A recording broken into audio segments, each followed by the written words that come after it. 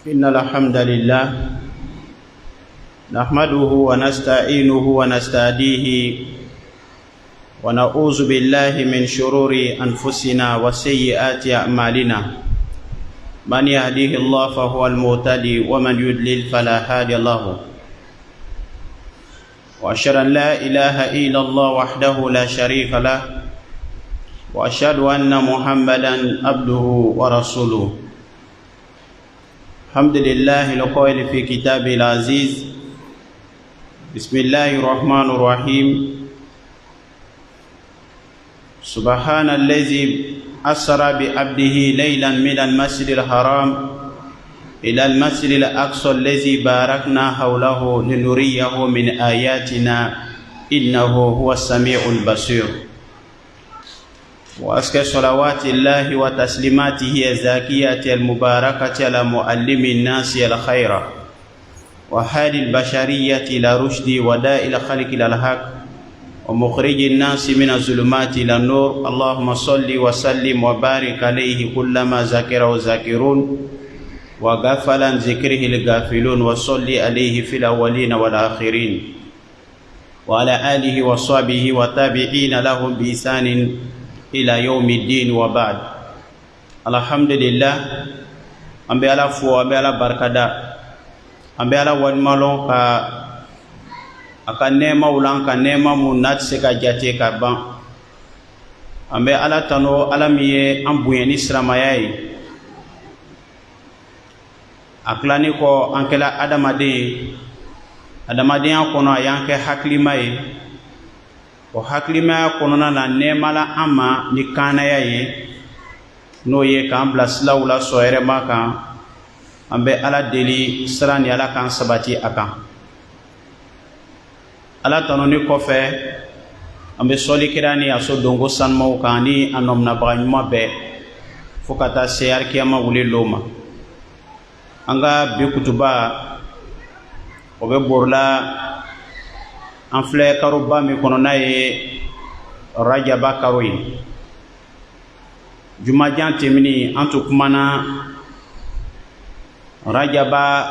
nafa kan silama bato n'a ka di ye kuranna karan na wurudili la nafila seli la sarakabɔ la ɲumanya la a bɛɛ camanba kɛ nin karo na parce que ala ka karo ni bonya an y'a yira fana ni k'a fɔ kuma minnu bɛ sen na karo ni fisamantiya la k'a fɔ kira ko tan an m'a si fɔ o kɛla an y'a jumajan tɛmɛni kutuba ye bi juma na ala ye événement ba dɔ bonyaba dɔ ala y'o kɛ kira ye nin karo na ka bɛn rajaba tile 27 ma n'a bɛ fɔ a ma ko al isra wal mi'raj al isra o le ye kira ka sulatagama o kɛla ka bɔ maka ka taa bila Jérusalem misiri la tagama min kɛla o filancɛ la a bɛ fɔ le ma ko isra warabukan na o le ye sufɛ tagama ye sufɛ tagama arabu b'o le wele ko isra donc kira ka sula tagama o ye ama el mi'raj o le ye sanayɛlɛ ye o fana ni bɛɛ lajɛlen kɛla nin su kelen na ka bɛn rajaba tile 27 ma o bonya min ni ala ye kira bonyana ye n'a bɛ sanayɛlɛ ye o lɔn kana kabako la kabako le parce que adamaden ka lɔn ko tuma se k'a fɔ adamaden bɛ se k'i yanga san ni dugu cɛ o technologie o kiya o tuma sɔrɔ an bolo ka bɔ an ka avion lakaw ni fusée lakaw la o tun tɛ o lɔn kana donc n'a fɔra ko diɲɛ wagati o la ko mɔgɔ sera ka bɔ yan ka taa fo san fɔlɔ la ka bɔ yan ka se san fɔlɔ la a bɛ bɛn san 500 tagama le ma tagamabaga min ma lɔ a ma sigi ka tagama k'a to a ma san 500 bɛ sɔrɔ ka se san fɔlɔ la san fɔlɔ yɛrɛ épaisseur o bɛ bɛn san 500 tagama le ma n'i bɔra san fɔlɔ la k'i bɛ taa filanan na hakɛza a bɛɛ tɛ fo ka taa se san fara 7 ma kira ma dan ye ko ka tɛmɛ o bɛɛ kan fo ka taa se sidratul muntaha la fo ka taa se ani Allahu taala kɛ ka kuma mina ɲɔgɔn da la n badenw o bɔla mun de kɔnɔ Allahu Taala a ye kira bonya bonya nɔniya caman na a bɛ kira ka bonya n'a ka kɛrɛkɛrɛnya kow la ni kira t'u jusu kasi la cidenya kɔnɔ kota Allahu Taala tun b'a jusu salon ni kuma dɔw ye Allahu Taala b'a jusukun salon ni kumakan dɔw ye wasbir kama sabara ulul azmi mina rusul wasbir wa ma sabruka illa billah alam nashrah laka sadrak wa wada'na anka wizrak ala ka Qur'ana aya ba yirika le bila kana ka ala kira jusu salon parce que ni ye mɔgɔ bila baara la n'a ye tɔɔrɔ sɔrɔ i ka baara la ele le kan ka hakili sigi kan ka a tare wa ala y'o jɔyɔrɔ fa kira ye wa kira ka cidenya lajarabiru la belebele dɔ kɛra mun ye o kɛra a furumuso sala san min na ka fara a benɔgɔ cɛ kan n'o ye Seydina Ali fa ye o san tɔgɔla ko amul huzni ko jusukasi san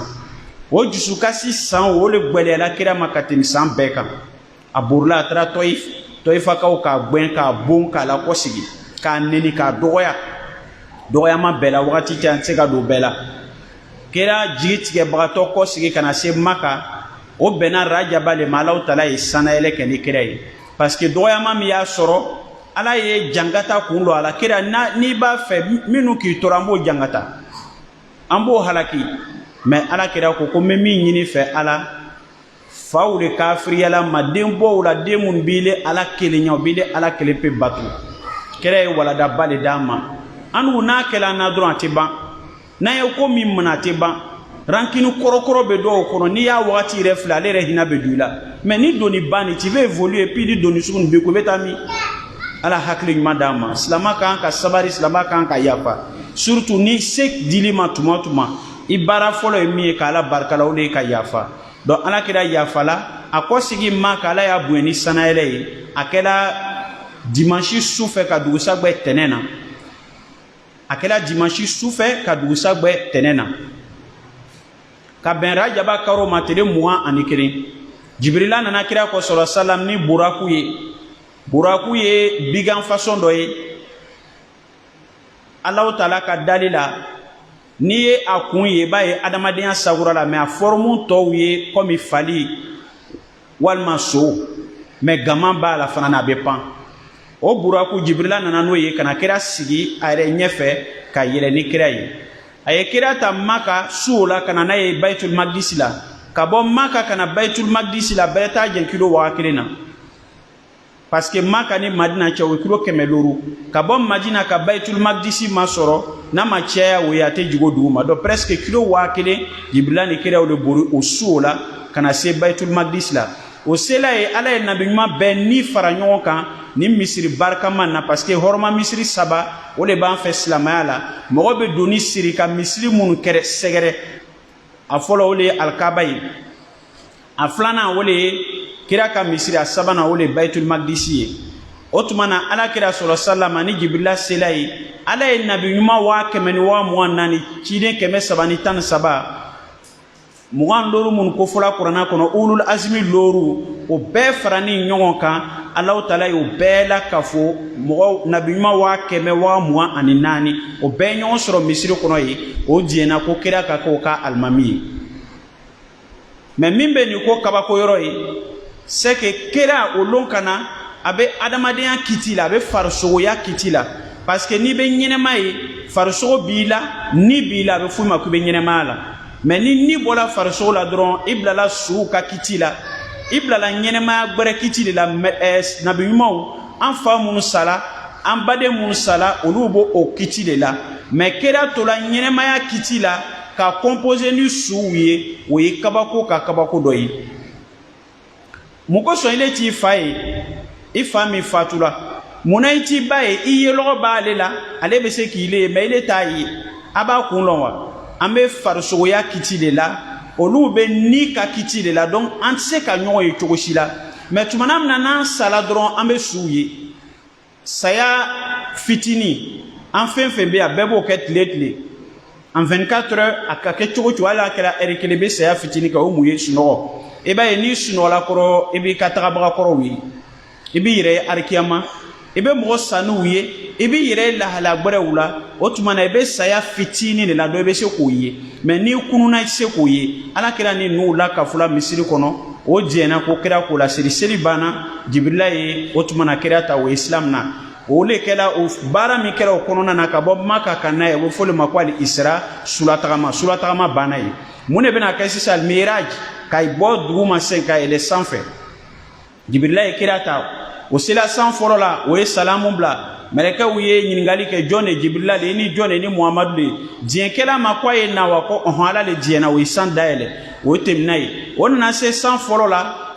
ka jɔn sɔrɔ ye ala ka maa ɲumanw la o ye an fa adama sɔrɔ ye abul bashariya o ye an fa adama sɔrɔ ye kira ni fa adama ye foli kɛ o ɲɔgɔn tare an fa adama ye duwawu k'a ye ala kira ye sira min na a taara se san filanan na a ye jɔn sɔrɔ ye a ye yahya ibn zakariya ani nabilayi isa a y'olu fila sɔrɔ ye a n'olu ye foli kɛ o ye ɲɔgɔn tare kira wulila tuguni a nana se san sabanan na a ye nabilayi yusufa ye ani yusufa ye foli kɛ o ye duwawu kɛ ɲɔgɔn ye ka kibaruya ɲiniw kɛ kira wulila sera san naani na a ye haruna sɔrɔ ye a sera san loru na a ye musa a tɔgɔ bɛ di san naani na pardon a ye yusufa sɔrɔ ye san loru na a ye haruna sɔrɔ ye n'o ye nabilayi musa balimacɛ ye san wɔɔrɔ na a ye musa sɔrɔ ye san wolonwula na a ye nabilayi ibrahima sɔrɔ ye min ye ala kelenniyabagaw fa ye ala kelenniyabagaw fa seydina ibrahima kira bɛnbakɛ le a ye o sɔrɔ ye a n'o ye foli kɛ o ye duwawu kɛ a ye kabako caman ye an baden o kɔnɔna na ala kira sɔlɔ salam ala ye ko dɔw yira ka ala comme sura nin b'a fɔ an ye cogo min na ala ko bisimilahi rahmani rahim subhana allazi asra bi abdihi laylan min almasjid alharam ila almasjid alaqsa allazi barakna hawlahu linuriyahu min ayatina min at-tabi'ili ala ko saniya be mansa ye mansa min sulatamana n'a ka jɔncɛ ye su fan dɔ la a ma kɛ su fan bɛɛ dɛ min almasjid alharam ka bɔ alkaba misiri la ka na ila masjid alaqsa Jérusalem misiri la ala ko ko y'o dabɔ mun de kama linuriyahu ka yirali kɛ n ka kira la min ayatina ne ala ka kabako dɔ la ala ka kabako ka siya ko jɔn ye se k'a bɛɛ ye jɔn ye se k'a bɛɛ lɔn ala ko dɔ a kabako la an badenw kira ye saya mɛlɛkɛ ye ani saya mɛlɛkɛ kumana an ka bi walada t'o kan kuma mun tagala ni saya mɛlɛkɛ taga ni ka segin la ni saya mɛlɛkɛ cɛ ni u bɔ cogo la a b'a lɔn cogo min na ko karisa ka lajalu sera a bɛ ni dɔ bɔla yan a bɛ dɔ bɔla yan fɛ a b'o kɛ cogo min na ni bɔ sagura o n'a ɲɔgɔnnaw a ye ɲininkali caman kɛ saya mɛlɛkɛ la saya mɛlɛkɛ ye min jaabi kira donna jahanama kɔnɔ sɔlɔ salam a ye jahanama gardien ye n'a bɛ fɔ ale ma ko malik a ye jahanama gardien ye sira dila ma a donna jahanama kɔnɔ a taara jahanama yazura o jahanama ziyaraw an bɛna ko dama dama ta kira ye min ye k'o kɛ bi kutuba ye an badenw kira ye kabako mun ye jahanama kɔnɔ mais sani o cɛ fɔlɔ an b'a yira k'a yira k'a fɔ jahanama alusunna wal jamaa ka akida la anw bɛ min kan o de ye jahanama bɛ yen ni wagati na bɛ yen a bɛ yen tagasira hakilina wɛrɛw bɛ yen minnu ko ko jahanama kɛ ye wagati na ka sɔrɔ a bila kun a bilala sababu min na o wagati ma se o ye ko lankolon de ye misaliya bolo ma sisan mɔgɔw mako bɛna se mambili ma tuma min na dugukolo kan o bɛna kɛ 2020 misaliya bolo ma mais mambili dilan 1900 ou bien 1800 o ye ko lankolon de parce que mako t'a la mais ni mako sela ma k'a dilan mako wagati la o ye kolon ye o ye hakilima ye mais k'a dilan ka kɔn a wagati ɲɛ ka ye o ye hakili de ta k'a kɛ ka ala ko sumana ye tuma dɔ la a bɛ jan donc olu ko ko jahanama kɛ ye wagati na ko baara lankolon de parce que a kɛ kun tɛ yen mɔgɔ tɛna jeni a kɔnɔ de wagati na jenini bɛ kɛ wagati jumɛn arikiyama tuma na donc o hakilina mɔgɔw bɛ yen mais anw t'o kan an bɛ mun kan ala ko uiddat lil muttaqina ko a labɛnna ala ye siranyɛbagaw ye o ye arijinɛ ye uiddat lil kafirina a labɛnna jɔn ye tiɲɛnikɛlaw kafiriw o ye jahanama lenba don donc jahanama bɛ yen arijinɛ bɛ yen sauf que janama kono mote ilerina ambe fa ko ayo famu ala ye kira bla ka do janama kono be fe mo bena ke nyami ma janama kono ko le yira kira la do aye muke aye sagura mo do sagura bo ka sagura do yira ka kira la dama de jangata chugo yala kira ya lo abe ke nyami ma pour que aye se ka manto lali ni sunna na yeso la jugumala ko soma ko bisal mihad wa bisal masir ha ala ko labenro jugu yala min kira janama yi labenro jugu yala min kira janama la kanena o kisama mais amina dama tankisi de ay wuli kallo baramun banki sama nyoke donc ambado anga lame kira ka janama kono dolila akuma beta fo lahala mo mun lahala yela kira bolo abeta fo mo bisaba jatila hein abeta fo mo bisaba niko mais antena se ka do bela mena saba peta ko anga bi walada sigi okan ya rabbi alaka famuko nyumadi an kira ko chogodi abekan kan kuma nda kala ko sigi ka bo ni voyage na alako wa amma bi ni'mati rabbika fahaddis ama mi alaka nemai anema mi kelema ni chide anema mi kelema kakabako yiraila anyafo alakali ika miye alakali donc kira isaba ula sigi min kela ya nyafo akocho di waraye tu imra'atan akonye musodo ye ala surati al-kalbi muson be wulu sagura lela niya ye asagura be ina fo wulu sagura wanar tadkhulu min fawqiha wa takhruju min tahtiha wal malaikatu yadribuna rasaha bimakami min hadidin fakultu man haula man hadhihi ya akhi ya jibril qala hadhihi al muharrishatu bayna an-nasi bil baghdad ala kira ko konye musodo ye musoni sagura be na fo wulu sagura ako tasuma be kanga do adala abe bola ko fe tasuma janama tasuma be don ka muso dala nyama be bola ko fete kira e jibrila nyininga ko jibrila ko ni muso jumani ay bara jumani kenala kenbe ka jangatati jibrila ko kira makui nyame muso na ko ne tube fitna bla mo ni nyonche na sila baroro na batayan abe ni yakuma lame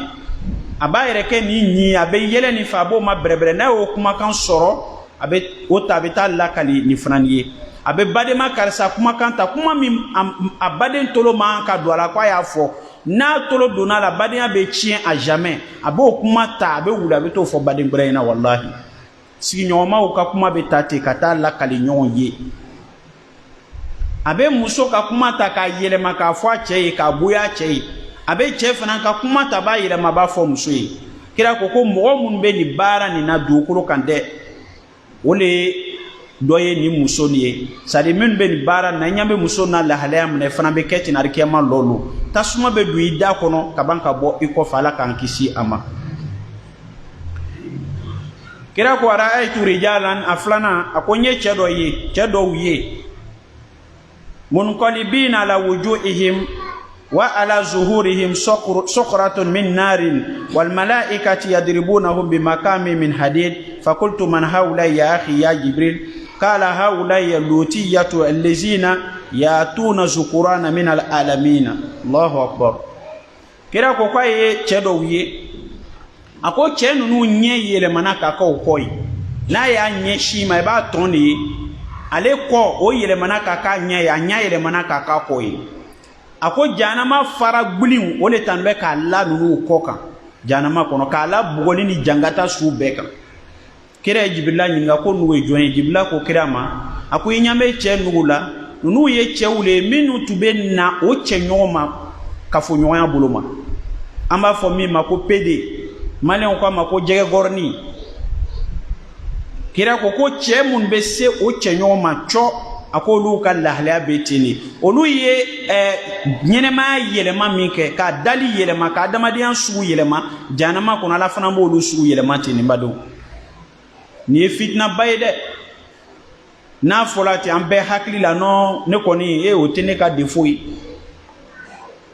mais abebo mina sababu mina o sababu daele mbe ka be ambe ma nyantala o sababu daele la ka be ma nyantala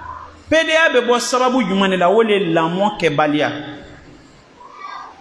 C'est-à-dire na nyiningala be abe mo kono ko PDA ko nu ko Adam nana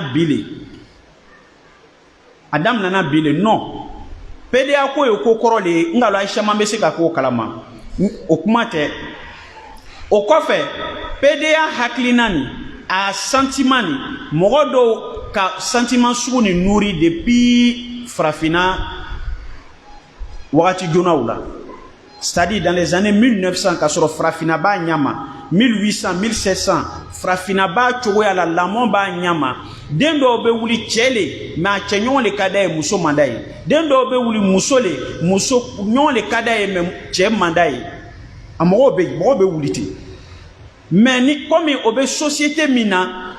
ma diama chogo shila o obligé la ko sentiment ni dogo mo malon o cheman do ka muso furu ka si o ko ka den soro ka sabati o matara ni jogo jugun ka parce que tina che soro be bremina tison muso do fran tube o le hala krena o ka lon société tina so e kenya susuma o yo sentiment do ka sigi che kun ka den soro mais muna bi akona na langere maya ka ke wasoko e kana légaliser nga assemblée ou là kana jamana o forcer ko foye ni sharia ni adopter fo jamana kelengele menu ka population murutila amerom na bi il est temps que anyanga dirigeant de moto rebulu ko do be na ya yedron alumiye jamana den ya wule aylo ay muruti ko ateke président mena boka kuma le dron ka ejera ki ka ka dimi yira mate ko kaila passa ba lon ko mi be senani ale sena côté ani blala place les français ka ko bake Frafina juru blala kana ka da juru di tuabu mali tant que obena warbo ka dama mbamna tant que o ka technologie fait amma ko bola ta fona ko bo chola o ka haklina obe dama fana bala tama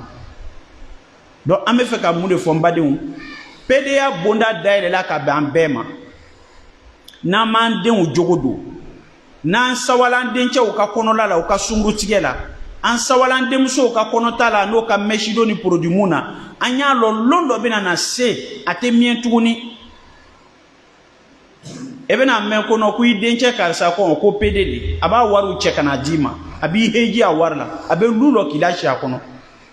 ay cheni ka makina foyo ay dolo mi makuma ulaw ay suguru tige makuma ulaw ote haramu yewa ala mo haramu yawa donc ele mo yira dena de mako juma ma nyuma lo nyuma donc ni min ka diabe dola leri na bange ba be ko den war le soro kana otewa donc ni dem ya lon ko war be se ka soro pedia la telia boloma muta do ala be do ala sunguru dem ya lon ko na gbere la muso nyongo la war ci la be war soro kana da bama ba ku nchila ka war ko le blala fata otefo abo o bara jugu ke ko war di ima ibi kono fawla be ta fono jana makono donc che mun be ni bara na muso mun be ni bara na olu nyele be yelema ka ke okoyi amba karama ala luti ka mo halaki PDA le koso ayo halaki chuwafla wakati na chuo kama ala luti ka du ko la be fo o yaro ne mako Sadom e gomo Sadoma dugu ala meleka o blakana o nana kana dugu tige ay kuma la mede ko mamba bobo kono ka bobo limiti ka tige iba famu nyamma ka tige ka jigi fo du ko ronflana na ka du ko ta ka la wuli fo kabanola ka du ko yelema nyaju kan ka dafri minu ye PDA ke du ko ka o la kila nyamma o le boye ala ko ko klala ka janama farakolo berew ko ke ko bonayi ala kan kisa toroma donc abe bo mina den ka lamon ke balia de ay wuli ka lo dembatiou ay bolo boy 50 de lom babe la jene la politique ko ballon ko tonko alute la jene ke lo shi ko ay den chena ko ka nyanyina ma alute karamo franyon kan lo shi ko ka kache kamre don wole ka kuma wi ni wajibi organiser to do sala ni wajibi organiser to karamo do le ka organiser ni sege ni be ko fe manuma ko ni be ko fe fanu le klatuni ka wole ka cheji loué ka la sigituna na moi ni tanta ombla o be la ban ala hakli madama asabana na laba kira ko sallallahu alaihi wasallam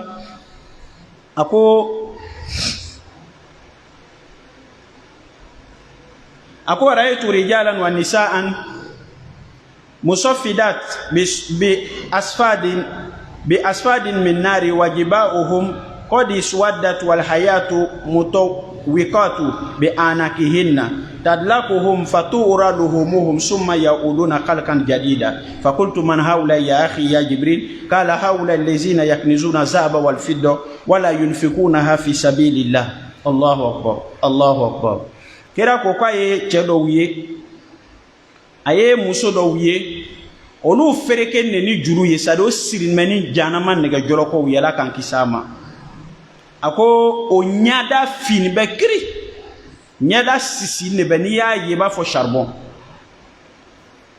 ako saw janama sa belebele o samun lobe ina fo tamaro ju o sa belebele ken be ka mini oma meni sayo chinkota o farso be wururu kabo ko farso be waraka ka bo ka to kolo gbema kira ko ni farso chiena o farso to la ka bon ala be farso bre bloka san be clan ko chitu ni farso be bon ala be farso bre bloka kira ko kaye mo nu ye ale ka ba ko ala wala e jibrila nu e mo su monde jibril ko kira ma ko nyame chemu na nyame muso mun nati ako nu le mo ye menu ye nanfolo jere duena o ma son ka nanfolo jagabo bali mun beya min be jagabo so ani politique abonya ka she oboro de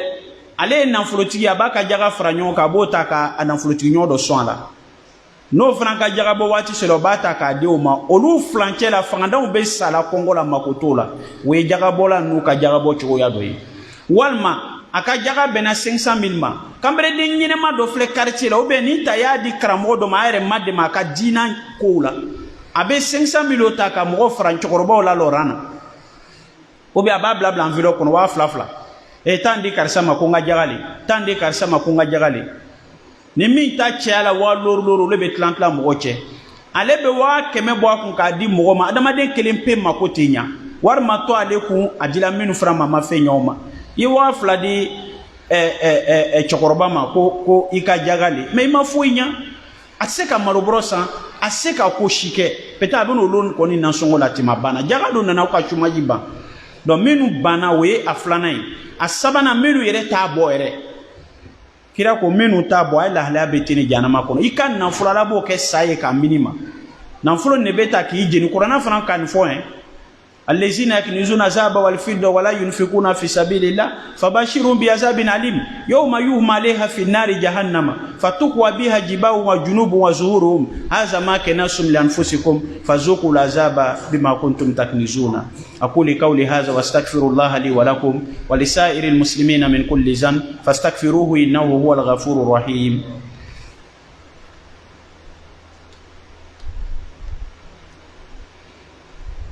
الحمد لله وكفى والصلاة والسلام على عبده الذي اصطفى سيدنا وحبيبنا محمد وآله وصحبه والتابعين لهم بإحسان إلى يوم الدين وبعد. Chers frères et sœurs en islam, nous rendons gloire à Allah subhanahu wa ta'ala, le tout miséricordieux, le très miséricordieux par essence et par excellence. Celui-là qui est digne d'être adoré. Nous lui demandons protection contre les tentations de notre âme et contre le diable. Et nous faisons la prière sur le sceau des messagers, notre prophète bien-aimé Muhammad, sa noble famille, ses vertueux compagnons et tous ceux qui leur convoiteront le pas jusqu'au jour de la résurrection. Chers frères et sœurs, la thématique de ce sermon est le voyage nocturne dont Allah subhanahu wa ta'ala a honoré notre prophète Muhammad sallallahu alayhi wa sallam et la communauté musulmane tout entière fut également honorée par ce voyage-là. Dans ce voyage-là, qui avait pour but, comme Allah subhanahu wa ta'ala nous dit dans la sourate 17, le voyage nocturne, que ce voyage a pour but pour montrer certains signes d'Allah à son messager, qui est le prophète sallallahu alayhi wa sallam. Et pendant ce voyage, le prophète a vu également beaucoup de signes qui témoignent la grandeur et la puissance d'Allah subhanahu wa ta'ala. Et parmi ces signes-là, le prophète a eu l'honneur d'échanger, de voir des différents prophètes, à savoir à commencer par le prophète Adam et le prophète Yahya le prophète Isa alayhi salam, le prophète Yusuf alayhi salam, le prophète Idris alayhi salam et le prophète Haroun, Moussa, Ibrahim qui étaient installés au 7e cieux. Et donc pendant ce voyage également, le prophète a eu à échanger avec l'âme de la mort sur la façon dont il prenait les âmes. Et ce qui est d'ailleurs mentionné dans le Coran, dans plusieurs versets, plusieurs sourates, plusieurs versets, le Coran a fait mention de la façon dont nous rendons l'âme. Le prophète a eu à poser ces différentes questions pertinentes à l'ange de la mort, auxquelles il a eu des éclaircissements. Mais le thème d'aujourd'hui n'est pas sur cela. Et donc on va plus loin. Le prophète a eu également à visiter le paradis. Il a même eu à visiter l'enfer qui est la thématique de ce sermon. Et dans l'enfer, le prophète a eu plusieurs types de châtiments. Allah subhanahu wa ta'ala, l'enfer existe à l'heure où nous sommes, mais il n'y a personne dans l'enfer. Sauf que Allah a mis des représentations, c'est-à-dire il a mis des personnes dans l'enfer pour montrer au prophète comment les choses se passent et comment les choses se passeront le jour où nous serons ramenés à Allah et après nos jugements. Ceux d'entre nous qui n'auront pas eu la chance, qui n'auront pas eu la grâce pour entrer au paradis, iront à l'enfer, qu'Allah nous en préserve. Comment ces personnes-là seront châtiées? Le prophète a eu l'honneur de voir cela. Et donc parmi ces gens-là, il y a eu presque 40 types de châtiments en fonction des actes posés. Les femmes qui désobéissent à leur mari, les hommes qui laissent leurs femmes à la maison pour aller, comment dirais-je, dans les boîtes de nuit, aller à l'hôtel avec leur maîtresse et consorts. Ceux qui refusent de s'acquitter de la zakat. Ceux également qui sèment la discorde entre les gens. Il écoute ici, il va rencontrer ici ces personnes-là également. Et ceux aussi qui s'accaparent de l'héritage des orphelins. Son frère est décédé, il a laissé des biens. Sa femme est là, ses enfants sont là. Tu mourras comme il est mort. Et qu'est-ce qu'ils font? Ils s'accaparent de ces biens-là et ils menacent les enfants de mort. De peur, ceux-là sont obligés de se retirer, abandonner la richesse et l'héritage de leurs parents qui leur est dû, de peur d'être tués par leur oncle. Ces gens-là également dans l'enfer auront, le prophète a vu comment ces différents types de personnes sont châtiées en fonction des actes qu'ils auront posés sur cette terre-là. Et donc, chers frères et sœurs en islam, il appartient à tout un chacun de nous de faire en sorte de se battre sur cette terre-là pour relever deux défis. Le premier défi d'abord, c'est de se faire une place ici d'abord. Il faut travailler pour vivre décemment, pour vivre heureux, pour vivre en paix, pour ne pas avoir à vivre aux dépens des autres. Ça, c'est un premier défi. Et le deuxième défi qui est le plus important, c'est de se battre pour obtenir le salut de notre âme. On va beau durer sur cette terre, on n'y demeurera pas. C'est impossible. Ça, si Allah n'a pas permis aux messagers de s'éterniser sur cette terre, c'est pas à nous autres qu'Allah va accorder cette faveur-là. Toute âme goûtera à la mort et un jour nous serons ramenés à Allah et nous allons rendre compte de tous nos actes. Tout ce que nous avons fait dire comme propos et tout ce que nous avons posé comme acte sur cette terre-là, bien comme mal, nous en serons un jour récompensés par Allah subhanahu wa ta'ala. Donc, le voyage nocturne du prophète alayhi salatu wassalam est plein d'enseignements, mais vu que le temps ne nous permet pas de rentrer dans les détails comme il se doit, on a même eu à faire un exposé d'1 heure et quelques sur ce thème-là, le samedi passé, que vous pouvez retrouver sur ma page Nasruddin Kouyaté. On a eu à bien détailler certains points, mais jusque-là, on n'a pas pu finir. Mais Inch'Allah, dans les jours à venir, on aura le temps de bien étaler, de bien détailler, de bien décortiquer du commencement jusqu'à la fin, s'il prête à Dieu. Qu'Allah nous donne beaucoup de Juma, qu'Allah exauce nos vœux, qu'il fasse de nous des musulmans pieux et sincères et nous assiste